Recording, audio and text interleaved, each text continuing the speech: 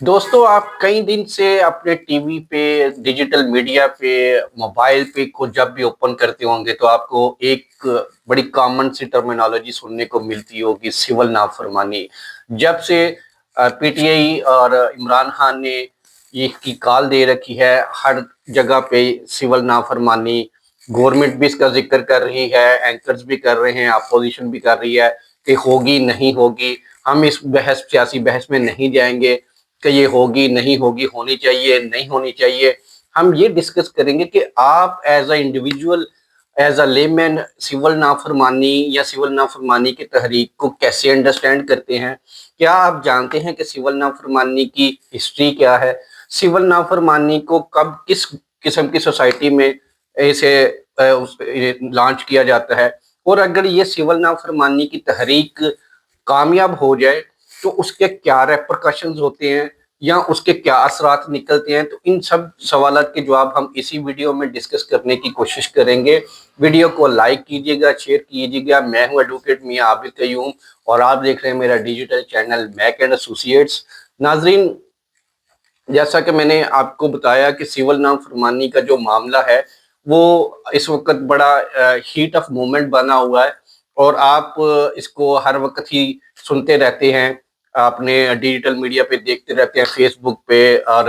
Insta जहाँ पे खोलते हैं, ओपन करते हैं कोई पेज तो आप सिविल नाफरमानी का अगर मामला आ जाता है जी के सिविल नाफरमानी की तहरीक हम करेंगे, गवर्नमेंट कहती है जी करो, वो कहते हैं जी हम पीटीआई वाले हम करके दिखाएंगे, जो भी है ब्ला ब्ला। उसको हम, मैंने कहा कि इसका सियासी एस्पेक्ट हम डिस्कस नहीं करेंगे। हम ये जानने की कोशिश करते हैं कि सिविल नाफरमानी बुनियादी तौर पे है क्या। तो सिविल नाफरमानी को अंडरस्टैंड करने के लिए आप पहले ये जरूर समझ लें कि कहीं भी कोई सरकार होती है, कोई हुकूमत होती है, वो डेमोक्रेटिक है, नॉन डेमोक्रेटिक है, डिक्टेटरशिप है या फिर वो प्रेसिडेंशियल फॉर्म ऑफ गवर्नमेंट है। हर एक गवर्नमेंट को रन करने के लिए, ऑपरेट करने के लिए वहाँ की हुकूमत ने कुछ कवानीन अपने मुतारफ करवाए होते हैं जिसको हम स्टेट पॉलिसीज या स्टेट लॉज कहते हैं। अब उसके तहत एक सिस्टम, एक मैकेनिज्म चल रहा होता है और कभी कभी क्या होता है कि कुछ लोग उसको अनजस्ट समझते हैं उन कवानीन को, या वो समझते हैं कि ये ओवरऑली हुकूमत जो है वो इस काबिल नहीं है या फिर ये एक जायज़ गवर्नमेंट नहीं है, इसको हमसे टैक्सेस नहीं लेने चाहिए, इसको हमसे मालियाती जो वसूलियाँ हैं वो नहीं करनी चाहिए क्योंकि दे कंसीडर कि this is are not a proper government or a legalised government. तो वो एक जो सिविल नाफरमानी का मामला है उसको ज़रा आसानी से समझें कि ये एक ऐसा प्रोटेस्ट है जो कि नॉन वायलेंट होता है। इसमें होता क्या है कि लोग जो है वो अपने वाजबात जो कि उन्होंने गवर्नमेंट को देने होते हैं, जिसमें आपके टैक्सेस आ जाते हैं, किसी भी किस्म के टैक्सेस हो सकते हैं, उसमें आपके यूटिलिटी बिल्स आ जाते हैं जो गवर्नमेंट आपको सहूलत दे रही होती है, गैस दे रही होती है, बिजली दे रही होती है, और उसके या पानी है तो उसके एवज वो आपसे वाजबात लेते हैं हर महीने जो आप सभी लोग अदा करते हैं। तो वो जब सिविल नाफरमानी स्टार्ट होती है किसी भी माशरे में या किसी जमात की तरफ या किसी खास सेगमेंट की तरफ से, पॉलिटिकल पार्टी की तरफ से, तो वो उसमें फिर सरकार का बायकॉट किया जाता है, सरकार को ये चीज़ें नहीं दी जाती और ये एक प्रोटेस्ट रिकॉर्ड करवाया जाता है कि आप इन, अगर किसी लॉ के खिलाफ है कि इस लॉ को चेंज करें या फिर ओवरऑल किसी गवर्नमेंट के अगेंस्ट है, किसी रजीम के अगेंस्ट है, तो उसको कहा जाता है कभी आप चूंकि एक प्रॉपर जायज़ हुकूमत नहीं हो तो आप हमसे ये टैक्सेस नहीं वसूल कर सकते या हम आपको एलिजिबल नहीं समझते, जायज़ नहीं समझते, लिहाजा ये हम आपको टैक्सेस नहीं देंगे, हम आपके इन कवानीन की अमलदारी नहीं करेंगे। तो इसको सिंपली सिविल नाफरमानी की मूवमेंट कहा जाता है। अब ये सिविल नाफरमानी की मूवमेंट को अगर हम हिस्ट्री में देखें तो एक बंदा है जिसका नाम हेनरी डेविड थोरियो है। तो हेनरी डेविड साहब ने ये कंसेप्ट जो है वो 1848 में मुतारफ करवाया, यानी अगर हम इसकी जब बैकग्राउंड में हिस्ट्री में जाते हैं तो हमें ये कंसेप्ट जो है वो 1848 से पहले नहीं मिलता और 1848 में हेनरी डेविड नामी एक शख्स ने इसको अपना एक किस्म के एक बुक में उसने इसका जिक्र किया और उस वहां से ये पहली दफा उसने कुछ कवानीन को, कुछ उस वक्त के लॉस थे तो उनको मानने से इनकार किया और टैक्स देने से इनकार किया। तो उसने ये टर्मिनोलॉजी इंट्रोड्यूस करवाई थी। तो उसके बाद जो हम अगर अपने सब कॉन्टिनेंट में आ जाए तो सब कॉन्टिनेंट में यहाँ इसको 1919 में गांधी ने, जो कि इंडिया के फाउंडर्स हैं आज के इंडिया के, उस वक्त उन्होंने ये ब्रिटिश राज के खिलाफ इसको लॉन्च किया था। और कोइंसिडेंसली 1919 में ही इसको इजिप्ट ने भी उस वक्त जो उनके ऊपर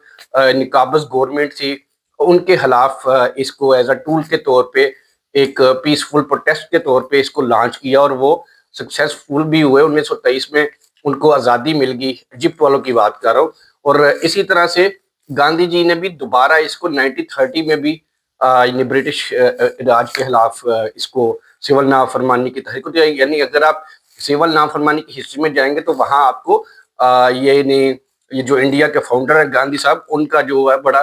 क्लियरली मिलेगा इस मूवमेंट का जिक्र या प्री पार्टीशन में जब हम देखें तो। अगर पाकिस्तान में देखें तो पाकिस्तान में ये 2 से 3 दफ़ा तहरीक लॉन्च हुई है। मैं अब उसकी डिटेल में नहीं जाता क्योंकि ये वीडियो फिर बहुत लेंथी हो जाएगी। ये सिर्फ 10 साल पहले ही इमरान खान साहब ने, यानी आज 2024 है और 14 में ये तहरीक पहले भी लॉन्च की थी, जो कि उस वक्त नाकाम हो गई थी। और अब आज का पता नहीं ये करते हैं नहीं करते और किसका क्या बनेगा। लेकिन जो बात हमने अपने स्टार्ट में की थी कि अगर ये सक्सेसफुल हो जाए, इतनी ये फोर्सफुली हो, और अगर इसको पूरी की पूरी जो है वो अवाम जो है किसी हिस्से की, किसी मुल्क की, वो अगर इसे इम्प्लीमेंट करते हैं तो इसके रेपरकशन इतने सख्त होते हैं कि आप वो जो हुकूमत है वो ऑपरेट नहीं कर पाती। क्योंकि जैसे कि मैंने आपको बताया कि ये एक सिलसिला होता है, एक मैकेनिज्म होता है कि स्टेट अपने लोगों से टैक्सेस की